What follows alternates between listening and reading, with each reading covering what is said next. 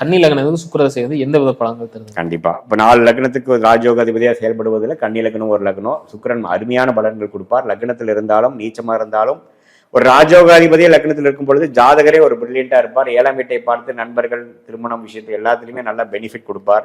2ஆம் இடத்துல இருக்கிறது பண விஷயத்துக்கு பயங்கர யோகம், தனம், வாக்கு, குடும்பம் நல்ல யோகத்தை கொடுப்பார். 3ஆம் இடத்துல இருக்கிறது இளைய சகோதரிக்கு நல்லது. 4ஆம் இடத்துல இருக்கிறது நல்ல வீடு, வண்டி, வாகனம், தாயார். ஏன்னா சுக்கிரன் திக்பலம் பெறுகிறார். குருவோட வீடா இருந்தாலும் பரவாயில்லை.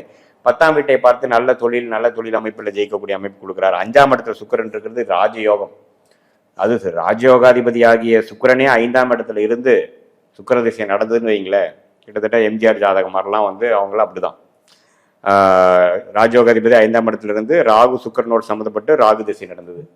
ஸோ ராகு எல்லாத்தையும் மிகைப்படுத்துவார் இல்லைங்களா? ராஜயோகாதிபதியோடு சேர்ந்து என்ன பண்ணுவார்? 5x 10x பண்ணிடுவார்.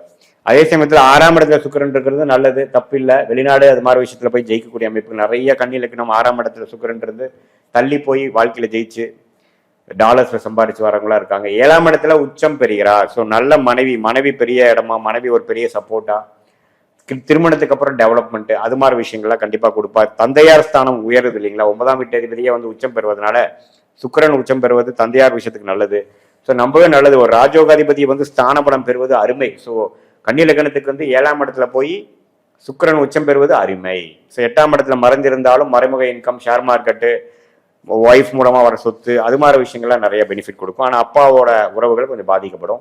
9ஆம் இடத்துல இருக்கிறது தப்பில்லை, அப்பாவுக்கு நல்லது, ஜாதகருக்கு நல்லது. ஒரு சுபகிரம் ஆட்சி பலம் பெற்றிருக்கிறது, நல்ல யோகத்தையும் வசதி வாய்ப்புகளையும் கொடுப்பார். 10ஆம் இடத்துல இருக்கிறப்ப அருமையான தொழில் அமைப்பை கொடுப்பார். 10ஆம் இடத்துல நட்பு குறை பெற்று புதன் சுக்கிரதேசம் நடக்கும் பொழுது பயங்கரமான ஒரு தொழில் அமைப்பு, சுக்கிரன் சம்பந்தப்பட்ட தொழில் அமைப்பு, ராஜயோகத்தை கொடுக்க கோடிக்கணக்கில் சம்பாதிக்கக்கூடிய அமைப்பு கொடுப்பார். 11ஆம் இடத்துல சுக்கிரன் இருக்கிறது டாப்பு, அது நல்லா இருக்கும். அது ராகுவோட சம்பந்தப்பட்டு ராகு தசையே நடந்ததுன்னா தோனி ஜாதகம் தான்.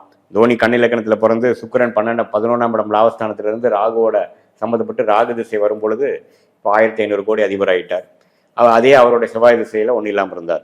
ஸோ அதுக்கப்புறம் 12ஆம் இடத்துல இருக்கும் பொழுது வெளிநாடு விஷயங்கள், வெளிமாநில விஷயங்கள், கொஞ்சம் தூர பிரதேசம் போய் ஜெயிக்கிறது, அதெல்லாம் கொடுக்கும். ஏன்னா 12ஆம் இடங்கிறது அந்த மறைந்த பாவத்தை சுக்கிரன் அதிகமாக திருட்பலம் கொடுக்குறாரு இல்லைங்களா? அது மாதிரி விஷயங்கள் கொடுக்கும்.